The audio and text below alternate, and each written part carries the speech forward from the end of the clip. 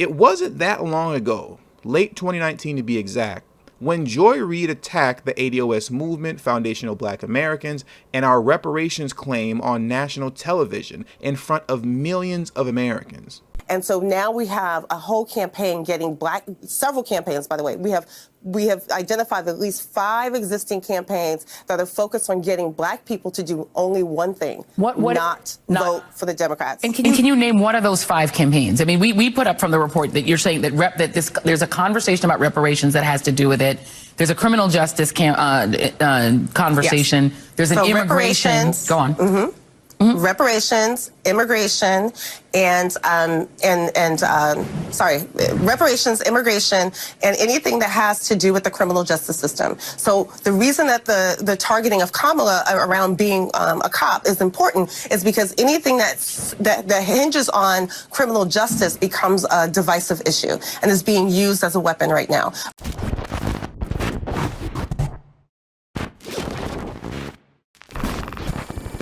Many of you may already be aware of Biden's press secretary's comments concerning the need for stronger censorship across all social media platforms concerning the possible misinformation or disinformation surrounding the, well, I can't say it here, but you know what I'm talking about. Now, what I'd like to do is play you a few minutes of the press secretary answering questions about the government possibly spying on its citizens, and pay attention to how agitated she gets the more the reporter presses in on the notion that Big Brother is watching us. And then, speaking of misinformation and the announcement from yesterday, for how long has the administration been spying on people's Facebook profiles looking for misinformation? Well, that was quite a loaded and inaccurate question, which I would refute. How? Well, Peter, first of all, as you know, we're in a regular touch with a range of media outlets. And we let me finish. As we are in regular touch with social media platforms. This is publicly open information. People sharing information online, just as you are all reporting information on your news stations. But okay, so these 12 people who you have on a list, 12 individuals, do they know that somebody at the Surgeon General's office is going through their profile? I'm happy to get you the citation of where that comes from. There's no secret list. I will tell you that these are people who are sharing information on public platforms on Facebook, information that is traveling, is inaccurate. Our biggest concern here, and I frankly think it should be your biggest concern, is the number of people who are dying around the country because they're getting misinformation that is leading them to not take a young people, old people, kids, children. This is all a lot of them are being impacted by misinformation. The big concern, though, I think, for a lot of people on Facebook is that now this is Big Brother watching you. They're more concerned about that than people dying across the country because of where misinformation is traveling on social media platforms. That feels unlikely to me. If you have the data to back that up, I'm happy to discuss it. In short, don't worry about the possibility of Big Brother watching you. Just do what you're told. Now, I'm not here to debate or discuss the so-called disinformation dozen or anything surrounding them. But what I want to do is discuss the inevitable hand of Big Brother extending its reach over to our sector of the internet, because the foundation has already been laid down to do so, and it's a 3-layer foundation. There's the federal level, the academic level, and the most important level, media. Now, what you are currently looking at is the official FBI report titled Black Identity Extremists Likely Motivated to Target Law Enforcement Officers. If you'd wish to download this report for yourself, you can find it on tdnewsnetwork.com, and it will be free for you to read and download. And I strongly suggest you do that and have a copy for yourself. Now, this report largely associates the so-called Black identity extremist movement and Black identity extremist ideology as those who participate in, plan, or discuss premeditated retaliation hits on law enforcement. But it's very important to understand that FBI reports like this do not deal in empirical data or any type of statistical analysis. Instead, they use phrases such as the FBI judges and the FBI assesses, and terms such as likely or probably. And this is what leaves the label black identity extremists wide open to mean literally anything and anybody. Because throughout the entirety of this report, not one time does the FBI give a clear working definition of what BIE ideology actually is. So now let's get into this report and you'll see what I'm saying is true for yourself. The FBI assesses it is very likely black identity extremist perceptions of police brutality against African Americans spurred an increase in premeditated, retaliatory, lethal violence against law enforcement and will very likely serve as justification for such violence. The FBI assesses it is very likely this increase began following the August 9th, 2014 shooting of Michael Brown in Ferguson, Missouri, and the subsequent grand jury November 2014 declination to indict the police officers involved. The FBI assesses it is very likely incidents of alleged police abuse against African Americans since then have continued to feed the resurgence in ideologically motivated violent criminal activity within the BIE movement. The FBI assesses it is very likely some BIEs are influenced by a mix of anti-authoritarian Moorish sovereign citizen ideology and BIE ideology. The FBI has high confidence in these assessments based on a history of violent incidents attributed to individuals who acted on behalf of their ideological beliefs, documented in FBI investigations and other law enforcement and open source reporting. The FBI makes this judgment with the key assumption the recent incidents are ideologically motivated. I repeat, the FBI makes this judgment with the key assumption that recent incidents are ideologically motivated. Convergence of BIE and Moorish sovereign citizen ideology very likely leads to violence against law enforcement officers. The FBI assesses it is very likely a few of the BIEs who have targeted law enforcement since 2014 were influenced by more than one ideological perspective. The FBI judges it is very likely in 4 of the 6 BIE attacks against law enforcement since 2014, the perpetrators were motivated by a mix of BIE ideology and Moorish sovereign citizen extremist ideology, a category of SCE ideology. The FBI assesses it is very likely BIE adoption of a Moorish SCE identity reinforced a sense of disenfranchisement from society and a perception that the criminal justice system is unjust. Now, some of you may be wondering, what is SCE ideology? SCE stands for Sovereign Citizen Extremists, which is the general category that the FBI places Moorish brothers under.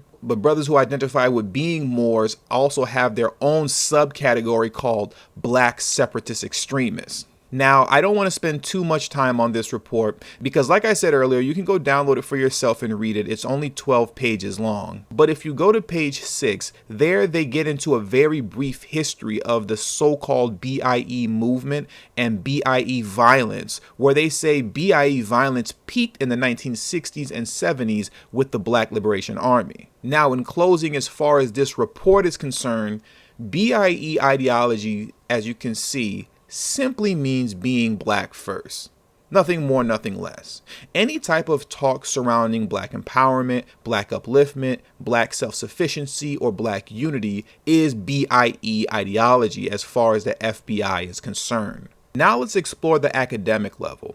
At the beginning of this year, the Harvard Kennedy School, which is the public policy school of Harvard University, published a peer-reviewed report called Disinformation Creep, ADOS, and the strategic weaponization of breaking news. Now, as much as this report is mainly centered around attacking and discrediting the ADOS movement, as you read through it, you'll see that they use the ADOS movement as the entry point to splinter off and also attack those of you who identify as foundational Black Americans as well. And this report also goes in to reinforce the lie that we're all mainly just Russian bots. In 2016, Russia used identity-based campaigns and agents posing as Black Americans to try and discourage Black voters from supporting Hillary Clinton. Memorably, the Senate Intelligence Committee report stated that no single group of Americans was targeted by the IRA information operatives more than African Americans. By far, race and related issues were the preferred target of the information warfare campaign designed to divide the country in 2016. Russian campaigns are likely indifferent to whether they help or hurt Black Americans, although the involvement likely helped the struggle for justice in the 1930s,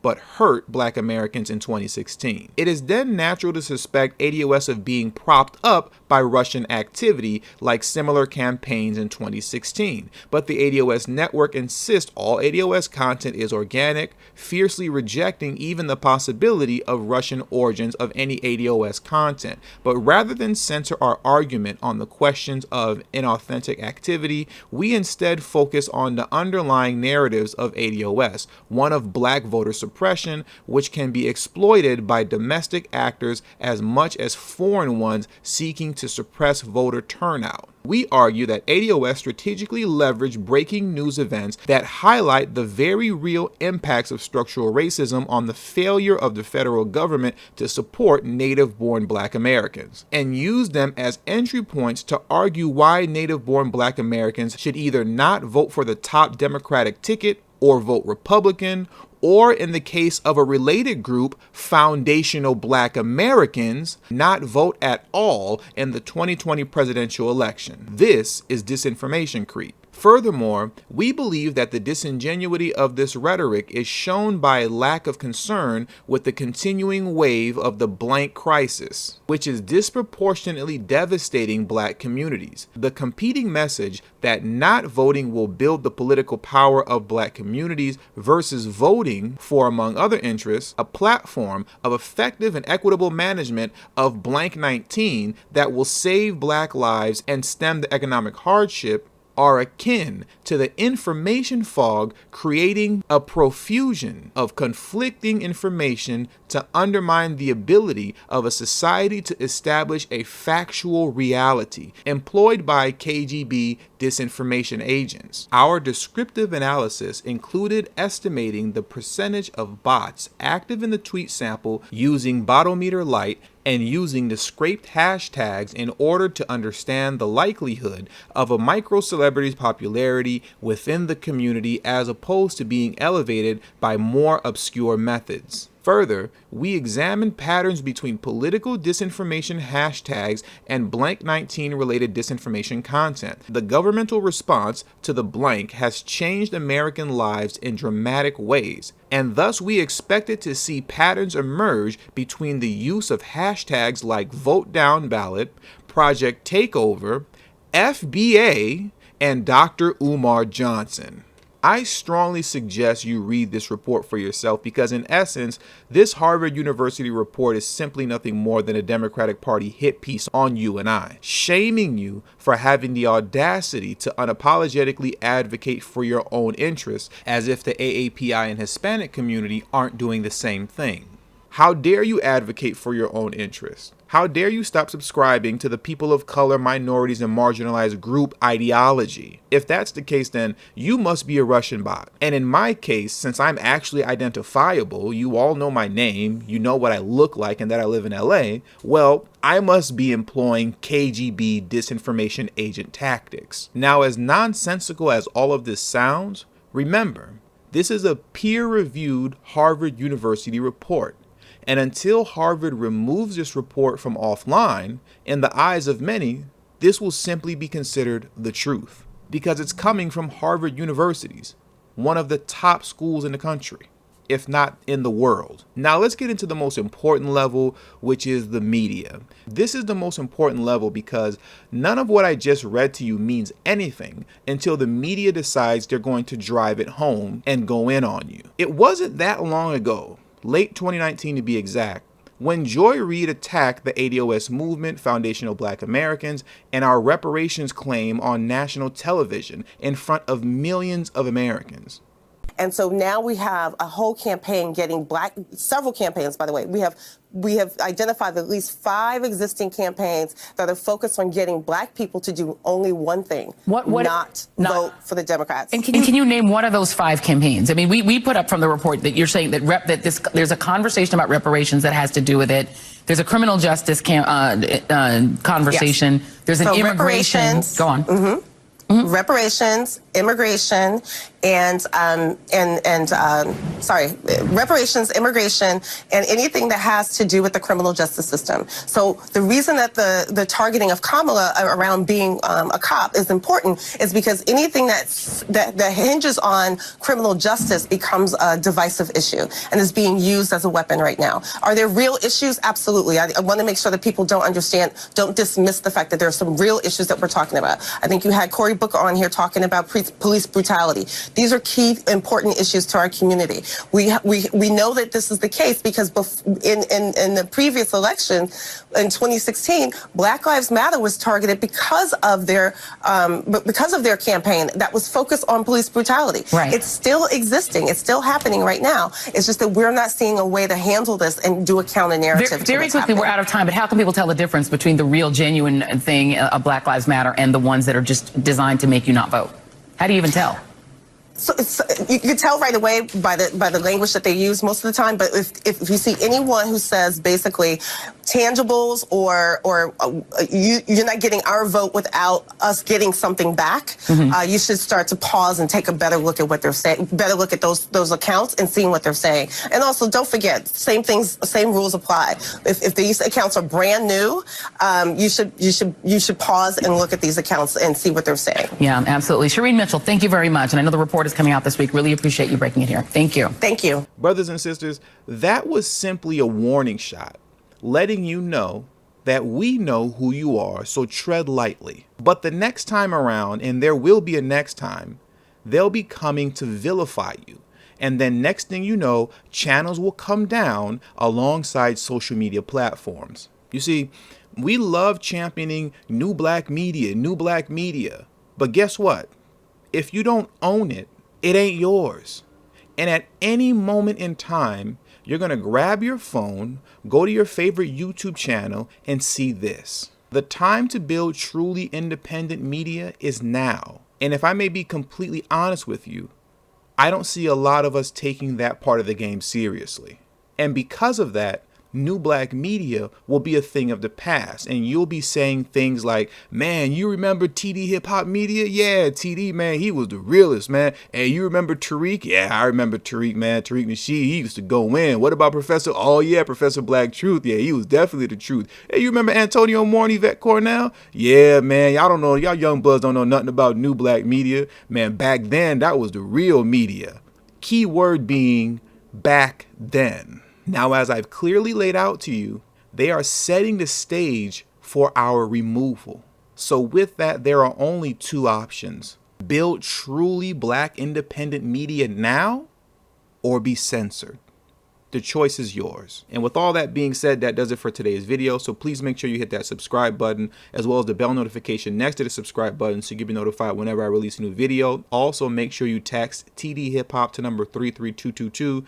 That's tdhiphop to number 33222. That way you'll get a direct text notification whenever I release a new video. But it also serves as a protection plan for myself in case YouTube ever gives this channel the axe. I'll be able to send you a direct link to where you can find me next. All social media links will be pinned in the comment section below. And last but certainly not least, for those of you who have a love and appreciation for the work that I put in on this channel, as well as on TD News Network, the #1 way you can show your support to me is through Patreon. For only $3 a month, that will help put me in position to be able to take TD Hip Hop Media off of YouTube. Remember, the goal is not to grow big on YouTube, but to grow independent of YouTube. And lastly, if you have not already, please make sure you join the emailing list. There is no way possible that I can go independent of YouTube if I cannot take the audience with me. And the link to join the emailing list will be pinned in the comment section below as well. Thank you for your time, and until the next video, peace.